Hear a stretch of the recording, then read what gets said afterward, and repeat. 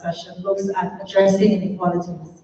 The spectrum of issues underpinning societal, economic, and educational inequality is vast and requires the collaboration, efforts, and expertise of more than one sector, actor, or organization. Education alone cannot equalize life opportunities. However, instructional quality and the availability of innovative resources, tools, and learning platforms can nonetheless play a transformational role for many population groups. Teaching approaches and teacher preparation based on personalized teaching and more context-responsive teaching practice are particularly needed to combat the exclusion and marginalization of historically disenfranchised minority and indigenous population groups, including refugees.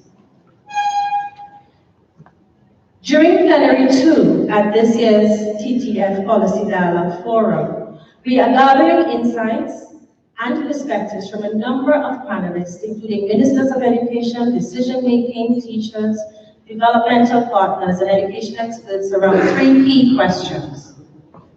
Question 1, in what ways are new teaching and learning approaches being leveraged to reach learning goals and reduce inequalities for different population groups, for example, special needs education, education for displaced and refugee populations, education for remote communities, education for girls and women. Question 2, are innovative solutions for addressing education inequalities transferable or scalable for different contexts? And question 3, what kinds of pedagogical preparation and innovations in the organization of teaching may be the most effective to overcome educational inequality in the future? The way we proceed, as per the first panel, is that each member of our panel will have 3 to 5 minutes to respond to a particular question. And then, of course, we will open the floor up for questions, response, and engagement with the wider community in the room here. So we'll start with you, Minister for Malaysia of Education, Dr. Masli.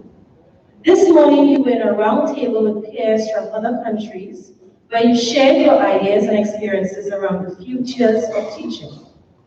With the diversity of learners in today's classroom, with special needs and marginalized and displaced students living in remote areas, some of them, what policy measures are needed or are being implemented already in your country to tap into emerging teaching and learning approaches, technologies, and resources to empower the teaching force for reducing educational inequalities? Thank you, Lord. Good afternoon, everybody.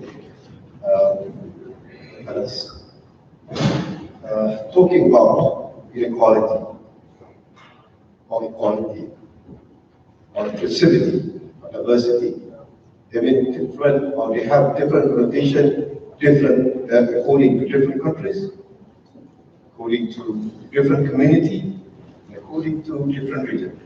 As for Malaysia, we are talking about inclusivity, about diversity, about inequality.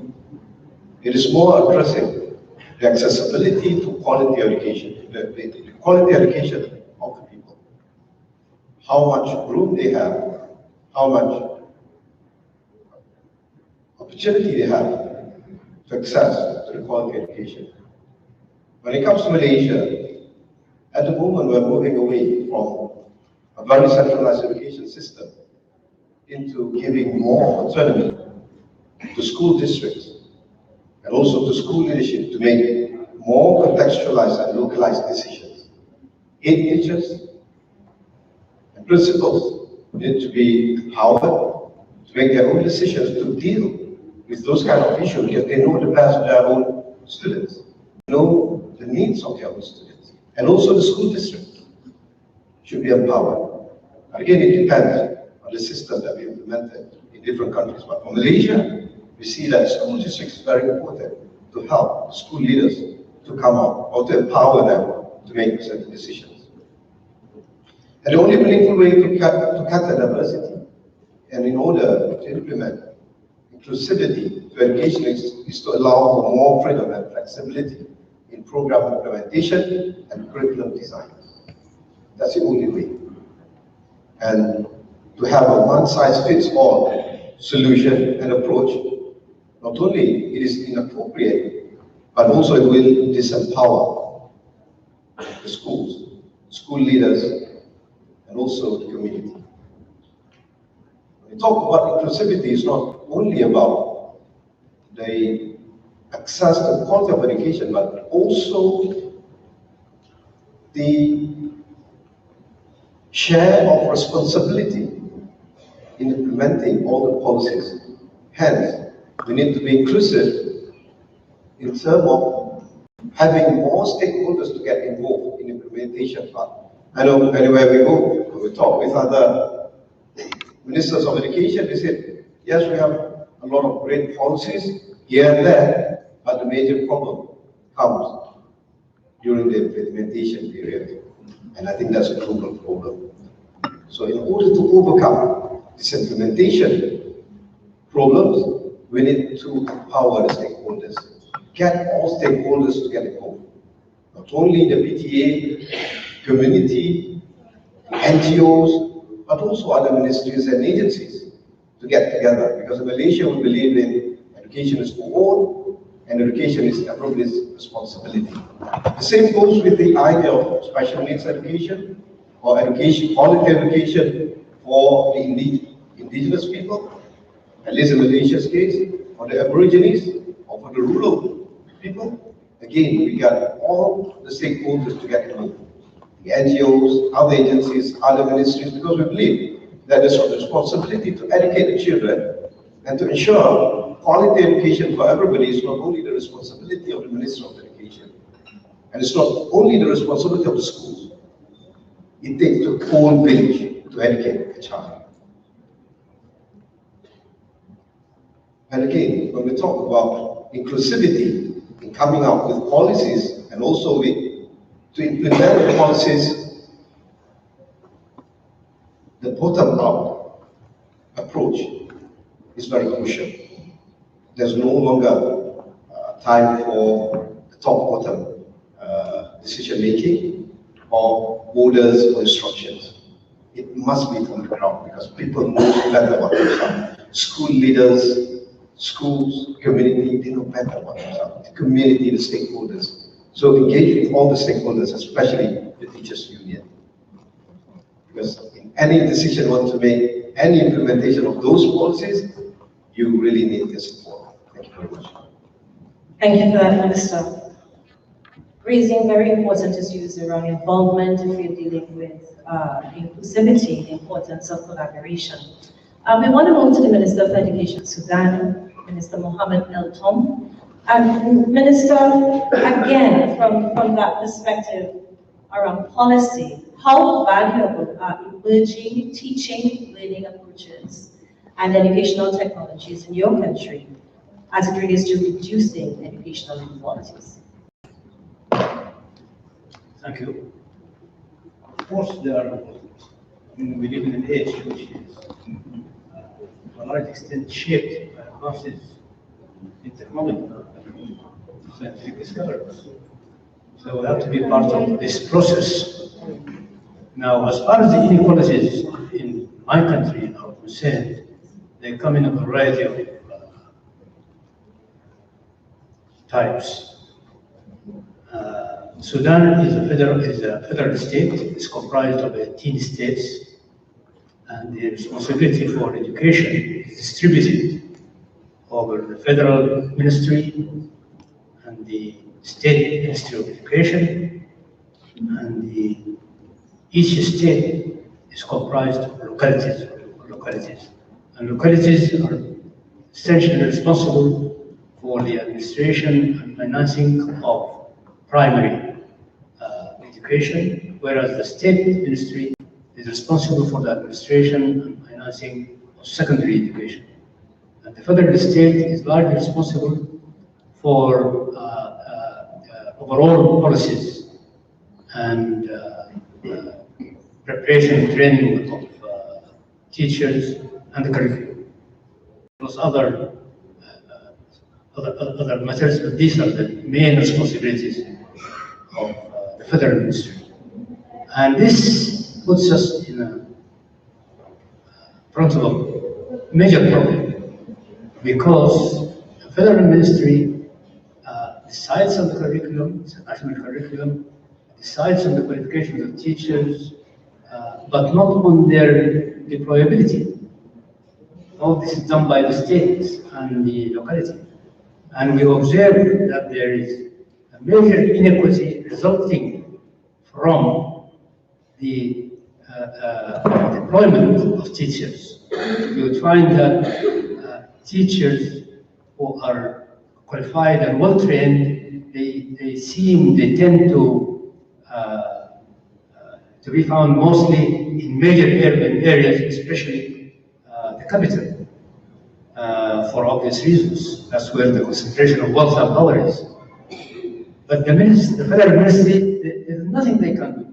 They cannot even raise a telephone and tell the state ministry that there's something wrong here. You have to do something about your policies for attracting and retaining qualified teachers. There are other problems like nomads. This is a problem which has been decided that it should be the responsibility of the federal ministry, because they move across states. And for this, we have recently used some technology to address their issues, their educational issues. We use what I think most of you would probably know, school in a box, to teach these children of nomads. There is some other inequities, major inequities, resulting essentially from poverty. We have found study after study that dropout rates, access to school is largely governed by the socioeconomic status of children. And generally speaking, if you look at children from the richest quintile, then you find 97% of these children, they are likely, 97% of the time, they are likely to complete secondary school, access primary, and end up completing secondary school. Whereas if you look at children belonging to the poorest quintile, then the likelihood that they reach grade 1 secondary is less than 10%. And what we have done here is to adopt a program of school feeding. And we have noticed that it has had a major impact, almost immediate impact, but it has not been very extensive. Out of some 8 million primary school children, we are able to reach, together with some partners, around 2 million. So we have a long way to go. Thank you. Thank you, Minister, for that. Addressing the whole issue of localized politics and the ways in which that contributes to the challenges as we navigate the issue of equity. We now move to our Dean, who's representing the College of Education in the UAE. Najma, as a teacher educator, how do you see institutions like yours and play a decisive role through innovations in pedagogy and reform of teacher preparation to overcome educational inequality in the future? بسم الله الرحمن الرحيم. أهلا وسهلا بكم في دولة الإمارات العربية المتحدة. يشرفني ويسعدني أن أكون جزءا من هذا البانل اليوم، وأتمنى الاستفادة أن تعم الجميع. بالنسبة لكلية التربية بجامعة الإمارات تعتبر كلية رائدة، أنشئت في عام 1977 مع قيام جامعة الإمارات العربية المتحدة، ونحن فخورين بأن معظم المدرسين والمدرسات في دولة الإمارات العربية المتحدة هم من خريجو هذه الكلية. تحتوي الكلية على 4 أقسام: قسم المناهج والقراءة والتدريس، وقسم التربية الخاصة، قسم أصول التربية، وقسم التربية الرياضية. هذه الكلية تحرص على تصميم برامجها على أعلى المستويات العالمية، وبما يتفق مع متطلبات سوق العمل وتطلعات دولة الإمارات العربية المتحدة، وما يتفق مع الأجندة الوطنية للدولة.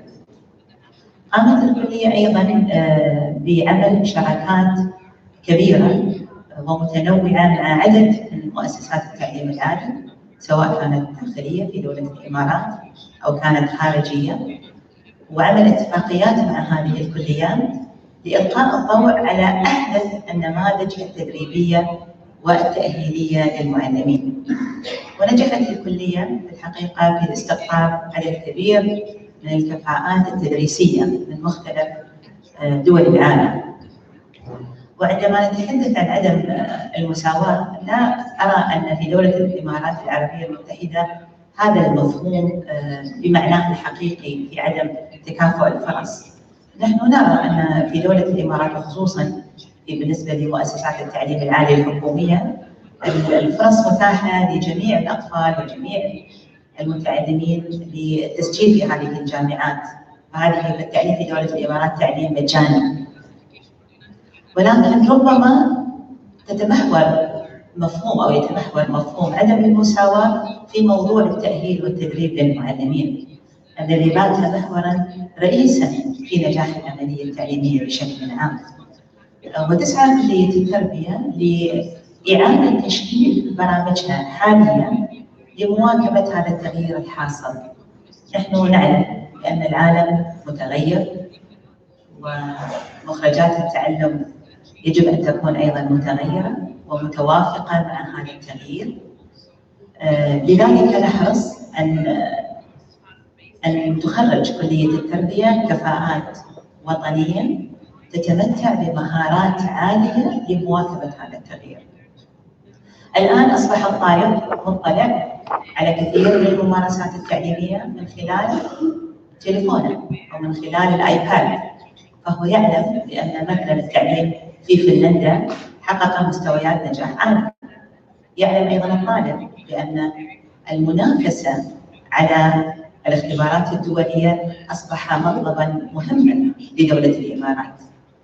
فحقيقة نسعى لأن تقوم الطالبة في كلية التربية بتجميع هذه المعلومات وهذه الرؤى لتشكل هذه الشخصية التعليمية القادرة في النهاية على صب الفائدة وتعميم الفائدة في مدارس الدولة. فالمعلم عندما يتخرج من الكلية سواء في جامعة الإمارات أو في الجامعات الأخرى يجب أن يعلم بأن رحلة التعليم ليست رحلة بسيطة ولا تنتهي بالتخرج من هذه الكليات، وإنما تبدأ هذه الرحلة بعد التخرج.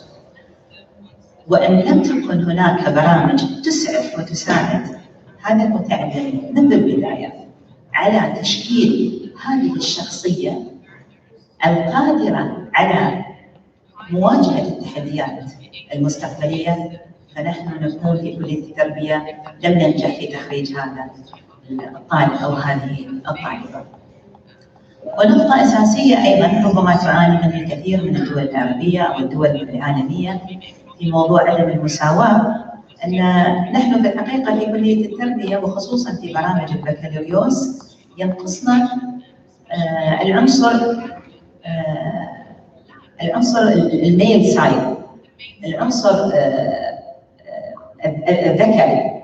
نحن لا توجد لدينا عدد أو أعداد من الطلبة يعني يستطيعون في المستقبل المشاركة في المنظومة التعليمية في دولة الإمارات. ربما هذه النقطة هي التي يعني يجب النظر فيها من خلال جذب هذا العنصر المواطن الذي ربما يستطيع أن يعطي الكثير والمزيد في مسيرته التعليمية. ونحن الآن نبحث خصوصا في قسم التربية الرياضية مثلا في كلية التربية أن نستقطب أعداد ذكور يمكنها في المستقبل المشاركة في المسيرة التعليمية في دولة الإمارات. I'm running out of time here. So thank you very much for your listening. Thanks for that, Nashua. Very interesting, particularly recognizing the ways and the role that teacher education will play in supporting societies and responding to that uncertain future. And of course, a very relevant issue around males in teaching and the need for us to recruit more males to support the quality development of our societies. So we want to move on now to one of our practitioners on the panel, Anna, coming from the Netherlands. Anna, as a school teacher and educator, can you tell us about the resourceful ways in which teachers are already combating education inequalities in the classroom, schools and community in your country? What types of support are needed to empower teachers to be more effective and efficient in this sense? Thank you very much for your question. I'd like to start by addressing the issue of inequalities. I think it's interesting because it looks a lot like diversity, and it's how my school where I work, chose to approach this issue. So I live in Rotterdam. It's a city in the Netherlands. It's a very diverse city. 50%, a little over 50% of its population has a migrant background. It's even been named a super diverse city because there's so much diversity within diversity. So this is also the context in which I teach. The school I work at was founded 15 years ago to address inequalities in terms of opportunities for children from different cultural backgrounds, socio-economic backgrounds, in order to give them equal opportunities to high levels of education. So the school where I work has classes that are highly diverse. For example, on average, 50 years of mine has maybe 7 children from 7 different countries, multiple languages. As we're in the Netherlands and we have inclusive education officially, it also means that several of these students have special needs. So it makes for a very diverse setting. Now the way our school is trying to tackle this is to really put it at the center of our pedagogics and our curriculum. So when the students come to school, they get the subject of global citizenship in their first 2 years. As they are learning in a very diverse environment, they learn how to deal with differences, how to respectfully disagree, what it means to be of different religions, and just how to communicate with each other, and also to find common ground. So what do we have in common? How do we want to live together as a community at school? The teacher team also reflects this diversity. So my colleagues all have different backgrounds, religious, cultural. Lastly, we operate as a team. So I'm an English teacher, but I work very closely with the other teachers. So when we're addressing inequalities or diversity, as I like to call it, we're not working individually, we're working together to see how we can deal with these challenges. So my role as a teacher, the way I see it, is to facilitate learning. Yes, it's important that I convey the subject of English, but the way I see it is it's my role to create space in which these students can learn how to communicate and how to have discussions and how to disagree, whilst still being respectful towards each other. And that is at the core of our curriculum. Now, this all sounds very rosy in a way, but it's not easy. So what our school has done in the last 2 years, it's looked very closely at its own challenges, its own diverse population, and asked itself why some students are not thriving. So all our teachers at least have bachelor educations. If you're teaching in the high levels, you need a master education. Teacher training receives a lot of attention in the Netherlands. So why are students still not thriving? I mean, everything is kind of set in place. So we looked at data of our own students, and we worked together with a researcher, and he works on transformative schools. And he helped us to indicate where the challenges lie by giving us the theory, but also observing our lessons, looking at us as teachers, looking what we already have in terms of skills and knowledge to address these issues, and then to give constructive feedback on how we can improve. And I think that's also one of the key issues. We're talking about diversity in students, but there's also really high diversity in teachers. And we can't create policy that treats teachers as one group. I think we have to sort of practice what we preach. So policy directed at teachers should include teacher diversity. And my style of teaching doesn't work for my colleague and vice versa, so I think it's really important to keep this in mind. So the way we've worked with this researcher, he's looking at the teachers, he's talking with the teachers, he's working together with teachers to see how can we improve. And I think that's one of the key issues. And if we talk about what teachers need, I think teachers shouldn't be a point of discussion in a dialogue. It should be part of the dialogue. I think that's essential. Thank you very much. Thanks for that, Anna. Very important, focusing on teachers. Quite often when we think about diversity, we think about the students, but also recognizing the need for having our teachers work together in collaborative teams so that they too experience the fullness of that. And more so, addressing the issue of global citizenship education as a way in which we respond to some of our challenges that emerge in diverse contexts. So thanks for that. We now move to our colleague who's representing the NGOs.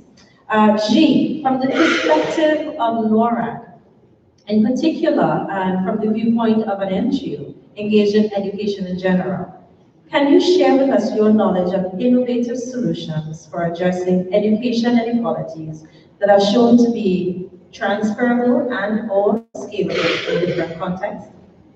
Thank you for the question.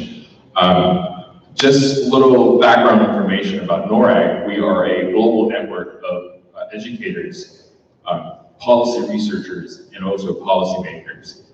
So in that sense, we're not a traditional NGO that operationalizes in a country context. We're a global network that tries to become a knowledge hub for all things education. And the three mandates we have are particularly about knowledge production, knowledge dissemination, and also capacity building. So in that sense, I'm on the one hand representing NORAD as a global network. On the other hand, I'm also an academic working in China. So I think the most helpful conversation I can contribute today is perhaps contextualize this discussion about scalable projects, scalable NGO work in the context of China. So in particular, as you know, China is a very big country, is a very big developing economy, takes addressing inequality very seriously. The country has a very ambitious goal to eradicate extreme poverty by next year. So the year 2020, the government has pledged to eradicate extreme poverty. In that sense, the main goal to reach that is through boosting education. And that has been made a national priority since 2015 in supporting rural schools. And inequality in China is mostly sort of overlapped with the geographic divide between urban and rural. A lot of the interesting work that's happening in China has been government-led. That said, there is a very vibrant philanthropy in education community in China. From my own individual work at Shanxi Normal University, I actually work with Jack Ma Foundation through my School of Education, where they've been doing a lot of interesting rural development work in education, particularly around teacher training. So for instance, they use this blended approach to teacher professional development, offering remote, teachers who are staffed in remote areas the opportunity to form online learning communities and also participate in in-person workshops. So they use one of the three approaches. So they have online learning communities, they have centralized participation in professional development workshops, and they also send instructors, professional development experts into the field, into the schools to give on-site hands-on workshops. So I think a lot of the interesting landscape in addressing inequality, that's divided by geography, happens, through civil societies in China, in particular, thinking about, what is the role of NGOs in, addressing inequality. I think the innovation happens in the sense that NGOs in China are very interested in taking on risks that would have otherwise been left dormant, and mobilize resources that would have otherwise been inactive. So NGOs such as Jack Ma Foundation, among others, are actively working with the government and public sector, as well as research institutions like the university where I work at, as knowledge partners, helping them design curriculum, design professional development opportunities, and also monitoring and evaluation to leverage the expertise of these research institutions to minimize the risks that are associated with society innovation and operational work in the field. So again, I think there's a lot of exciting stuff that's happening on the ground in China, but we need to also acknowledge that not all of the work about boosting education is only related to teachers. There are other NGOs in China that's working on other educational inputs that are important, such as there is a NGO that sprouted from Shenxi Normal University that works on providing eyeglasses to students, which is a key educational input in meaningful participation in learning in the classroom. As I recall, a couple years back when I was working on the World Development Report, we had this discussion about the world altogether is moving towards better education in the sense that inter-country educational inequality is reduced. But we're seeing an inter-country expansion of educational inequality, and that's something I think NGOs and civil societies have a special role in helping innovate and mobilize local knowledge, local partnerships, and local resources to address these very contextualized inequalities that happen intra-country. Thank you. Thanks for that, Mr. G.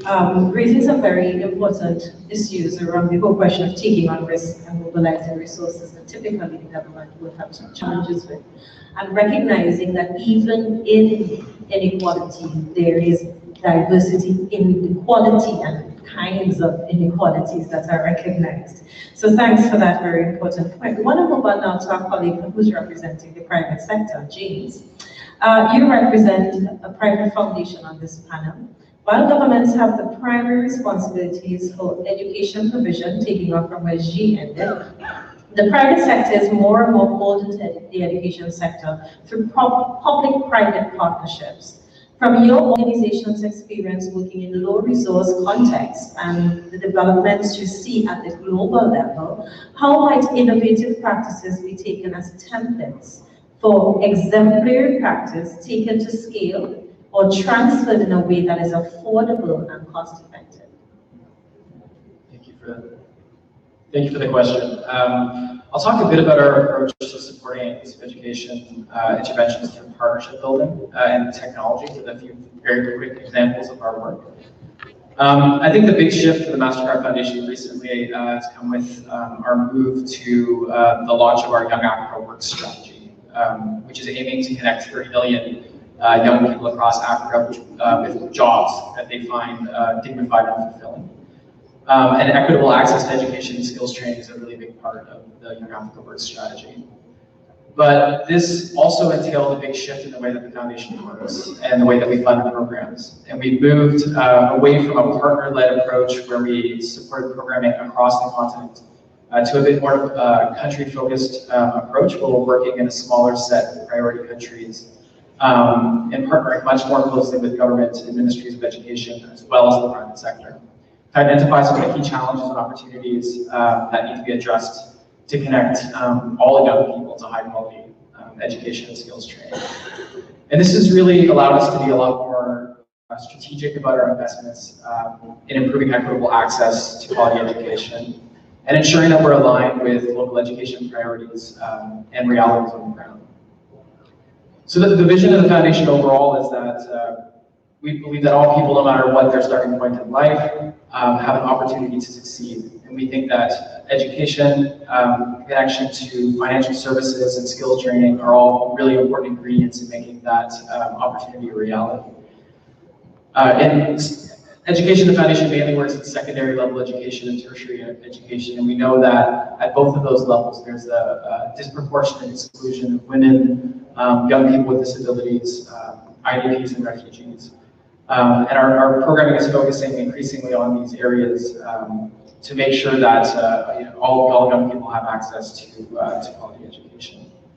So in terms of kind of partnership building around inclusive education, in addition to this focus that I spoke about around aligning more closely with government priorities around access, the Foundation's approach has moved to kind of deepen our institutional partnerships that we've been able to broker through the Foundation's funding. And I think maybe the best example of this is the Mastercard Foundation's Scholars Program, which works with a network of partner universities around the world to provide comprehensive financial, psychosocial, and academic support to young African scholars. And one of these programs links the University of Gondar in Ethiopia with Queen's University in Canada to develop a scholarship program that provides all of that financial support to students, but specifically targets young scholars with disabilities and those from conflict-affected countries. But the innovation here is really that linkage that we're able to broker between Queen's and the University of Gondar.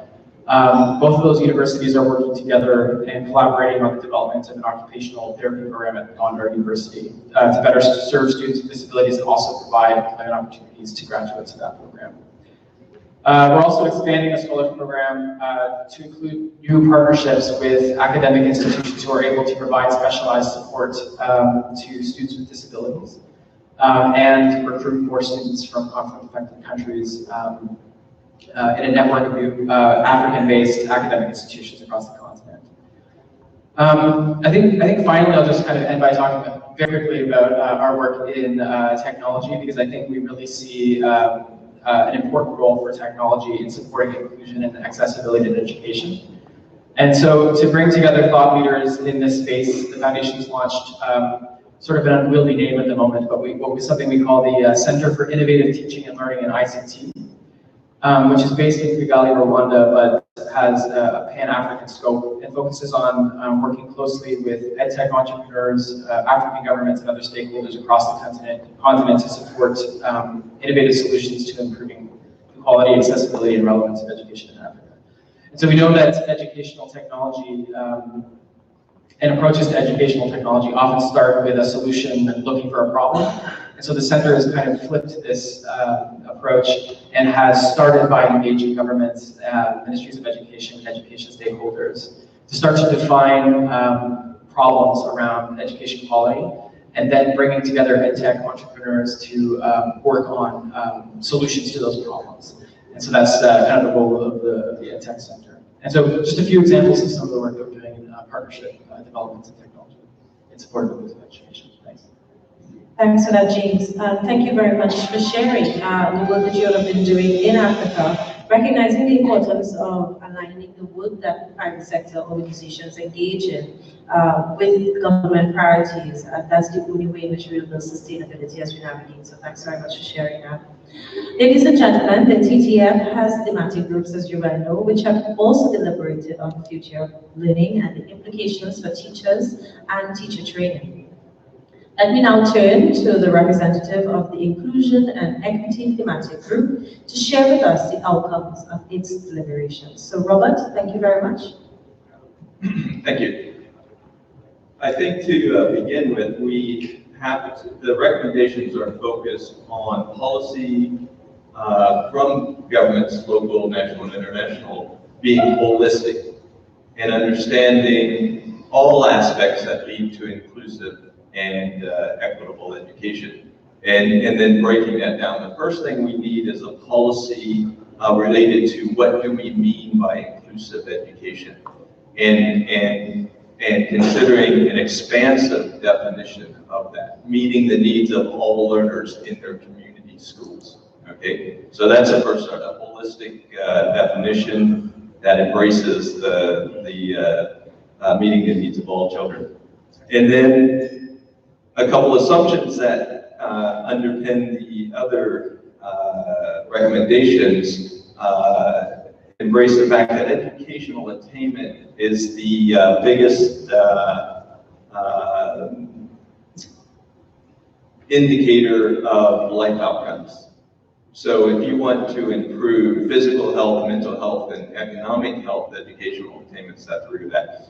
And teachers are the frontline professionals in overcoming inequalities and social injustices, and who promote a culture of peace. But if our teacher education, or our teacher, often referred to as teacher training, or initial teacher preparation programs, need to move into embracing skills, competencies, and dispositions that support inclusive and equitable education. So it's the attitudes and beliefs. So in short, you can know all the pedagogy and all the content of math, but if you are a bigoted and racist, you will probably not have an inclusive and equitable learning environment.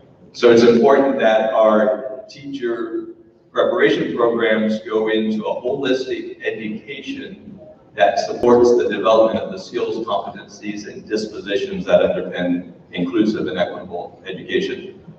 The next assumption that we have to take on is that it takes a village to raise a child. Teachers cannot be left alone. So in our policy, we must embrace a multi-professional community of practice within our schools.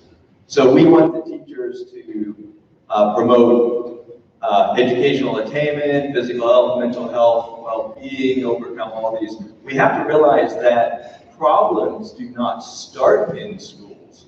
Problems are enacted in schools.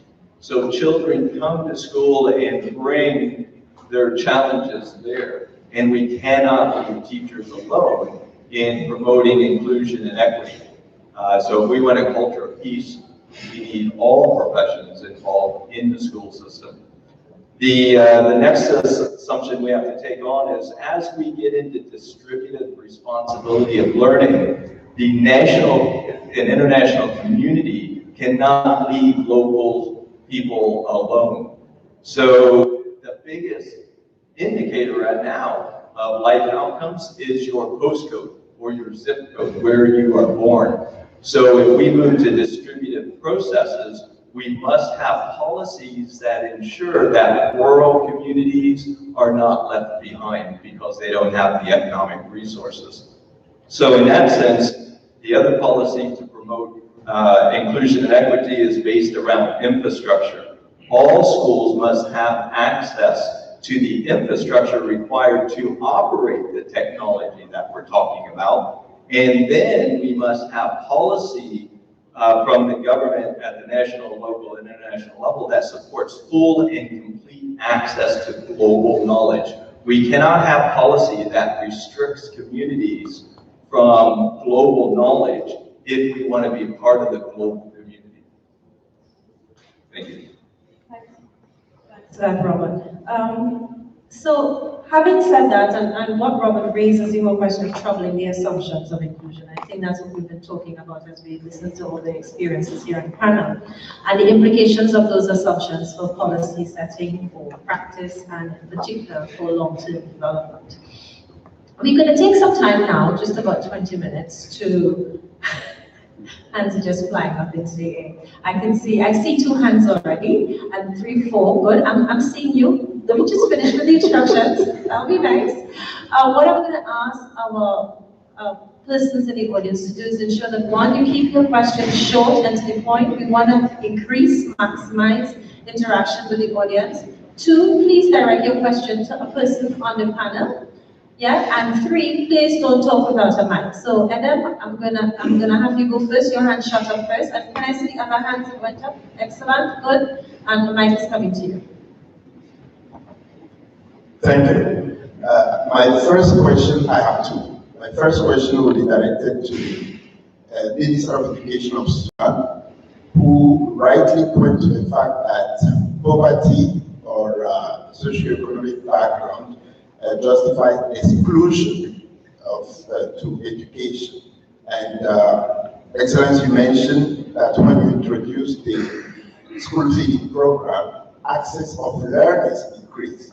My question is, do you think that for teachers also from those economically disadvantaged population, first, access to teacher training is an issue, and even if you have done your studies also on teachers, has there been a measure to support teachers who are living in miserable conditions? My second question is directed to the Vice Dean from the UAE. When we talk about diversity from the point of view of the UAE inequalities, you said that the question is not that acute. I'm going to play the devil advocate. Exclusion can also be affecting the so-called gifted people. Do you have programs here targeting gifted people who might also be excluded in the sense that their specific needs, learning needs, are not catered to in the general mainstream programs? Thank you.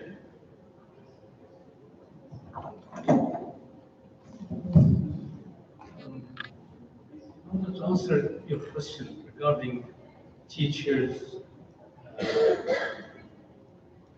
terrible work conditions. We have to remember that the present government, which we are part of, is just under 3 months old, and it has inherited a situation which has been there for 30 years. And regarding education itself, we have inherited a system in a state of disrepair.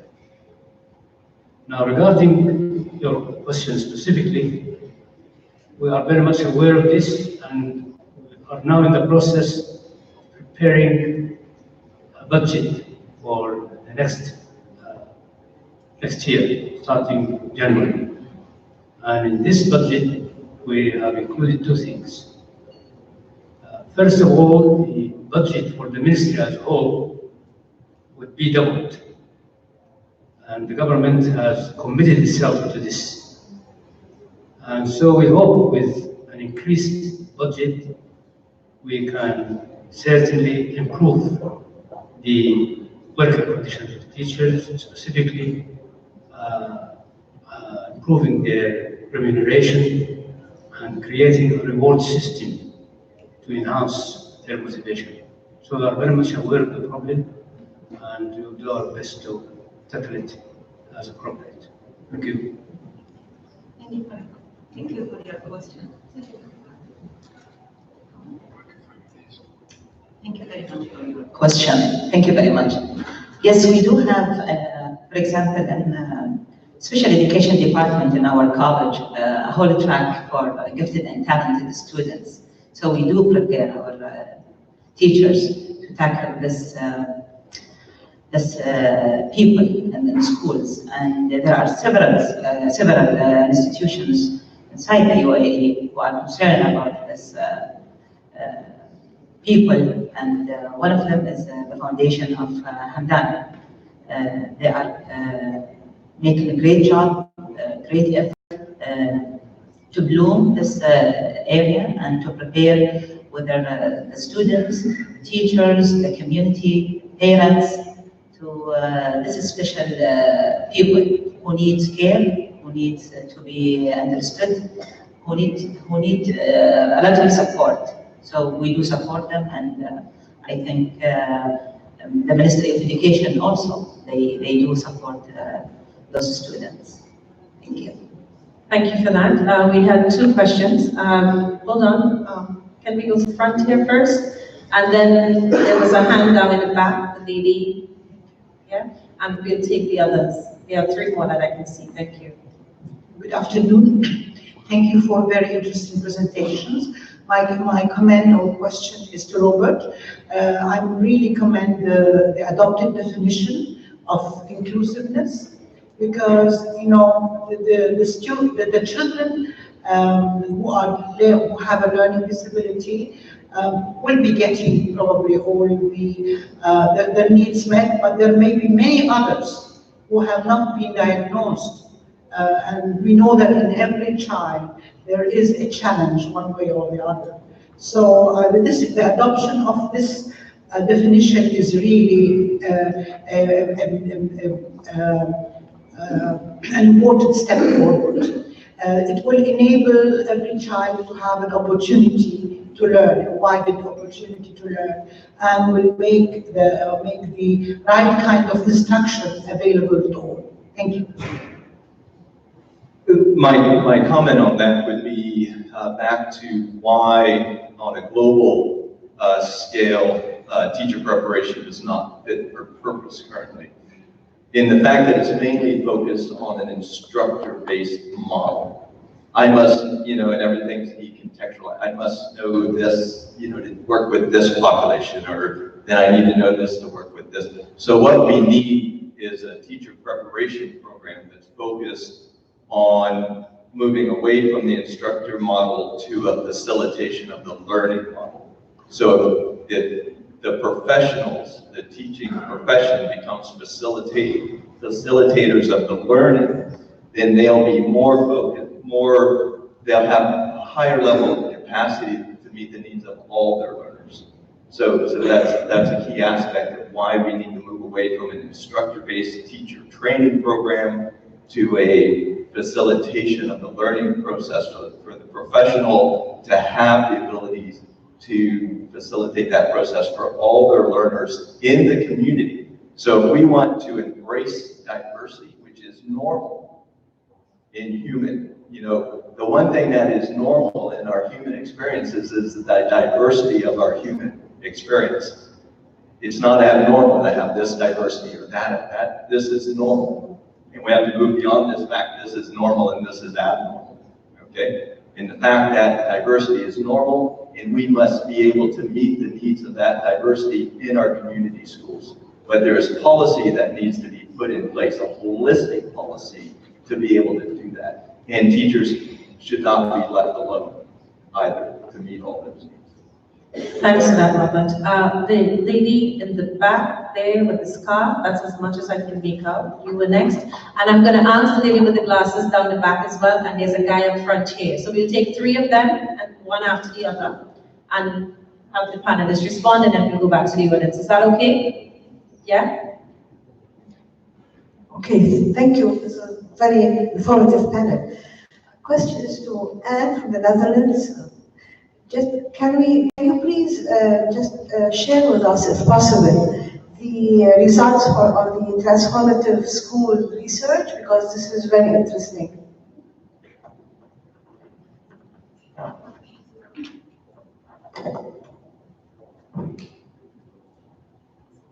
you very much for the question. Yes, it's indeed very interesting. So this particular researcher looked into why students who, based on their intelligence tests, should be thriving at this level of education, but they're not. And he looked at this particular issue in super diverse societies or cities, super diverse communities and schools. So the main outcome is that in these societies, because of the high level of diversity, students have to balance different things at the same time. They're on different ladders. So for example, when we look at language, they speak a different language at home from the language that they have to use in school. And then they have their peer group. In the Netherlands, we don't call it slang, we call it street language. It's not an official language, but it works as a language. But this is not the language we need in school. In school, you need to speak and write and communicate in Dutch. So, and on top of that, there's behavior. Certain behavior fits certain different ladders. So the outcome was that students first need to switch to the school ladder in order to climb the school ladder. And then he helps us identify what we already have in order to facilitate the switch and then the climb. And depending on your teaching style, you may already have some of the things that are needed, and you have room for development in terms of other things. And one of the most important things is, for example, self-efficacy of students. And it also relates to teacher efficacy, and then the efficacy of teams. So experiencing success in a way. So there are several outcomes. For our school, I don't know, because we're now in the program, and my lessons have been observed. I will be matched with a teacher that has the skills that I can develop. And hopefully I have the skills that that person can develop, and then we'll observe each other's lessons, give each other feedback, and that's how we move forward in this particular context. Yes. I hope that clarifies. Thanks, Anna. That helps a lot. We have two other questions that I have recognized. Can I ask that each person goes one after the other? So the lady, I'll go with the three that I'm seeing. The lady with the glasses, you first, the guy here, and then this guy up front. So one after the other. Can we take all three questions, and then the members on the panel will respond? Merci de m'accorder la parole. Moi, j'ai une question que je vais poser au ministre de Soudan. Une question qui est en rapport avec les inégalités. Et il a parlé du déploiement des enseignants qualifiés qui sont centrés dans des centres urbains.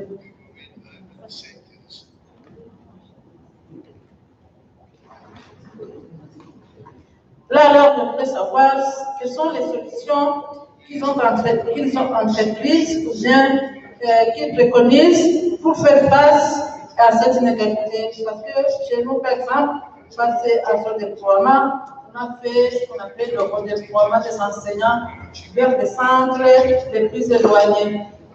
Il y a une autre question que je vais poser au représentant de la Chine. Il a parlé de la formation à distance qui permet de toucher toutes les communautés. Là, alors, je veux savoir si toutes les personnes qui veulent avoir une formation, est-ce que ont-ils cette opportunité, puisque le fait d'avoir une formation à distance entraîne aussi des problèmes financiers. Et là, je me dis que si on fait une formation à distance, cela implique une formation en ligne. Est-ce que, par exemple, les gens des points éloignés ont-ils la facilité de pouvoir poursuivre cette formation? Je vous remercie.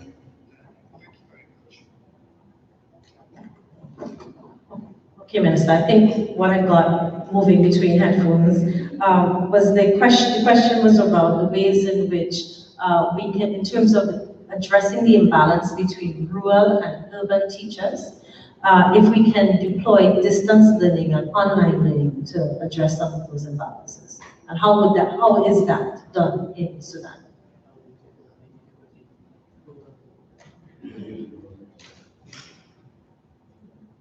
You need to have adequate infrastructure for this.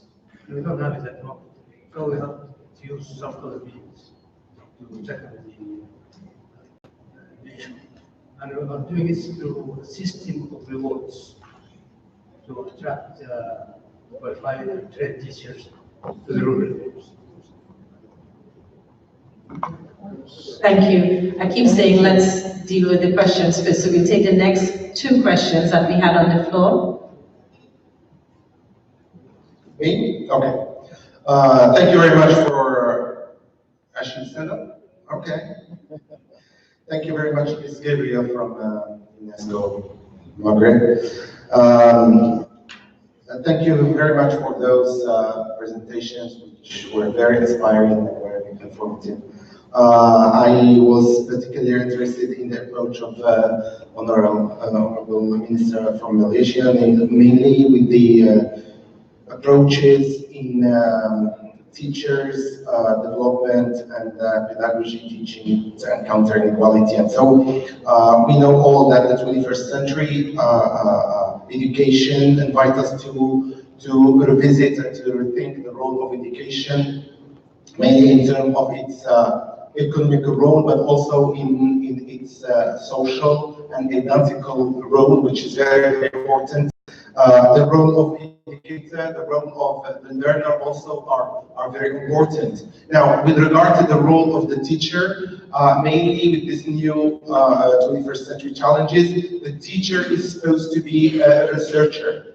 And I would like to know, both Honorable Minister of Malaysia and Sudan and the other colleagues. How do you deal with the integration and the empowerment of the teacher when it comes to empower him to become a researcher? Because in order to tackle an issue as inclusiveness and equality and so on, this teacher needs to do a lot of research, both in terms of social sciences, but also in ICTs to use it. So how is the structure in your universities? Are the teacher training institutions a part of the universities? Are they out of universities? How do you deal with that? This is the first question. The second question is with regard to the minority issues in your countries.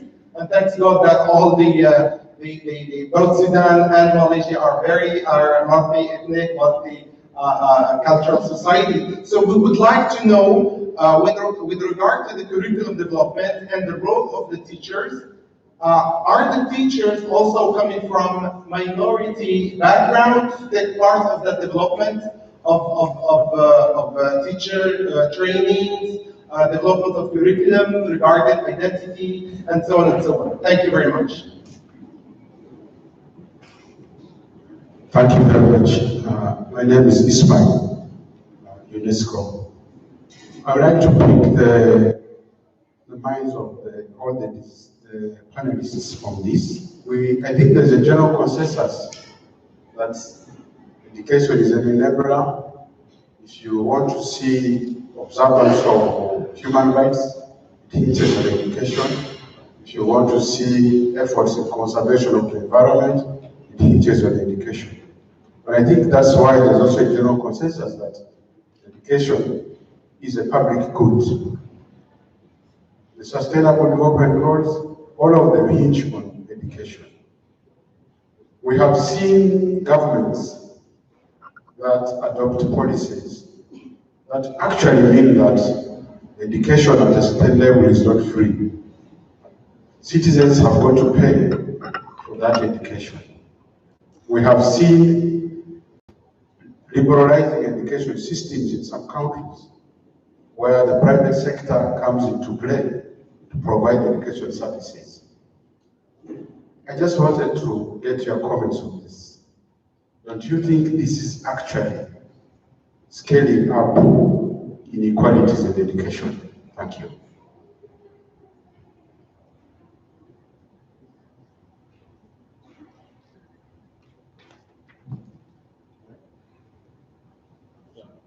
Carla, you had another question. I'll take yours before we allow the panelists to address all those issues.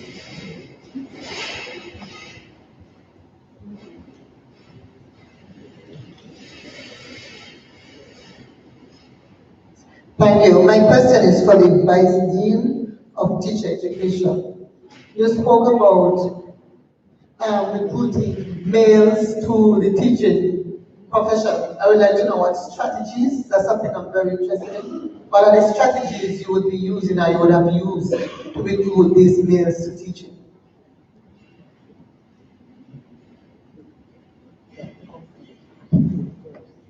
Thank you for the question. Number one, when it comes to the question on how to make teachers, researchers, I think first and foremost we need to instill within the mind of every teacher, and not only their mind, but also their hearts, that they need to become continuous learners. With that type of mentality, they must impart it to their students. They need to continue learning. Earlier this morning, I did share Malaysian approach to the teachers, where I said that teachers need to be taught that they need to learn how to learn, and they need to teach the students on how to learn to learn. And it reminds me of our Prime Minister, and I suppose he's the oldest Prime Minister in the world at the moment, at the age of 94 years old, when I first called by him to his office. When I was asked to go to the ministry, he was showing to me that he's still learning French language online, and his wife is still learning Japanese language on her handphone.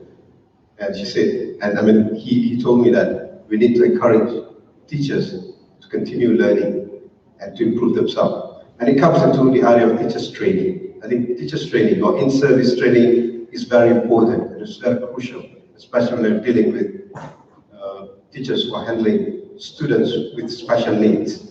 They need to be upskilled, they need to be trained, and they need to get exposed to new methods, to new approaches. And I think three major values that we always try to make it a culture of education: love, happiness, and mutual respect must be instilled within the hearts of every teacher for them to translate it in their daily life. And number two, we also have this approach of scholarly teachers, where we encourage our teachers to continue their postgraduate studies. Once they finish their postgraduate studies, they'll be given some incentives. That's what we're working on at the moment. And number three is about giving more freedom and autonomy to the teachers when it comes to their teaching and learning process. And of course, in making decisions. This is where I think we need to empower them, especially the school leaders. And even the school leaders need to empower teachers by having them with the school leaders to come up with decisions collectively, and they must be accountable to whatever decisions they are making. And number four is to encourage more and more of the professional learning community. I mean, talking about teachers, they are a great bunch of human beings. You just couldn't imagine a world without teachers. But again, they need to talk to each other. I believe every teacher has their unique approach in teaching and also in learning. So they need to share, they need to talk to their friends, not only within the school compound, but also with the technology. They can communicate with their friends in the whole nation. And this is where we're encouraging more and more virtual professional learning community and also physical professional learning community to mature. And we encourage them to get to know each other and to meet as regular as possible. If we couldn't do it physically, we do it virtually. And also in Malaysia, we try to make more teachers' communities. For example, we have a group of teachers which are known as the 21st century learning teachers. You try to share whatever they demand, whatever they are doing in their classrooms, in the schools, with others throughout the nation. Again, through YouTube, through online, and we also have our own platform where they can share their experience, they can share whatever they are doing with others, and they can discuss about the shortcomings, some suggestions, some, those kind of things. And also, we have this kind of group that we call the hero teachers. We choose from all over the nation for them to be mentors to the others. And again, communication is very crucial. At the moment, we're trying to approach the media to be part of us. Just like I mentioned earlier, education is not only the sole responsibility of the Minister of Education, the media, Minister of Communication, Ministry of Rural Area, that's why we're talking about facilities and infrastructure, of online learning for the rural places. No, it's beyond the capability of the Minister of Education. But you must get the Ministry of Rural Areas. You must get the Minister of Communication to work with you. Because we cannot work in silo anymore. When it comes to education, just like you mentioned earlier, Robert, it takes the whole village to raise a child. So what more children of the nation? And give more appreciation to teachers. Teachers deserve appreciation and recognition. They are the superheroes of the nation. Thank you very much.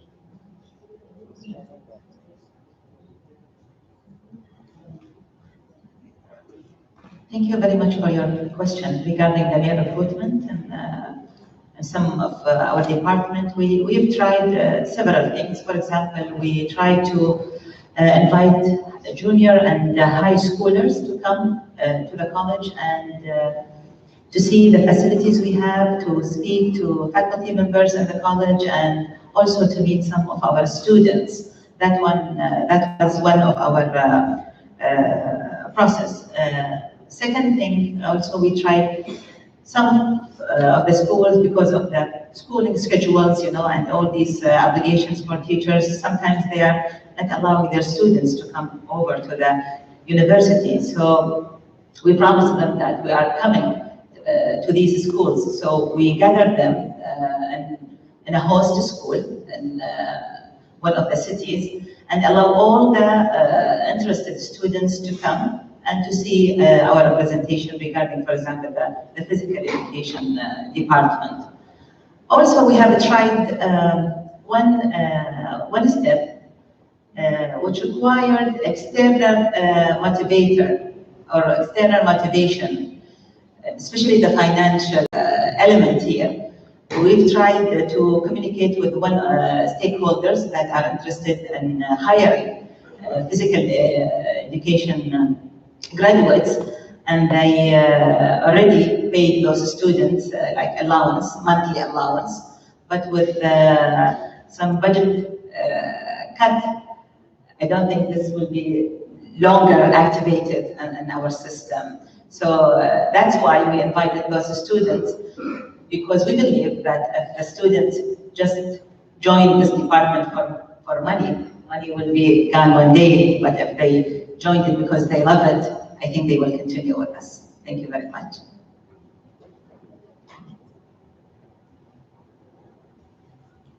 Thanks for that. I'm looking at my clock and I'm seeing that we're actually out of time. And so I think it's time for us to express our appreciation to the panel, the exceptional panel. So I'd like you to give them a heartfelt round of applause. Clap like you mean it. And we want to also take the opportunity to thank you, the participating members of the audience. So the panel members will clap like they mean it to say thank you to the panel. Just two housekeeping announcements very quickly. The dinner tonight is at the Intercontinental Hotel, and the buses leave from this hotel at 7 p.m. sharp. And as it relates to the next session, which is about to begin, please note that event 1, Teacher Policy Guide Review session, is actually an open session, an open meeting. Very importantly, it's an open meeting in the next side event, and the buses leave the hotel promptly at 7 p.m. Thank you, everybody. Excellent opportunity.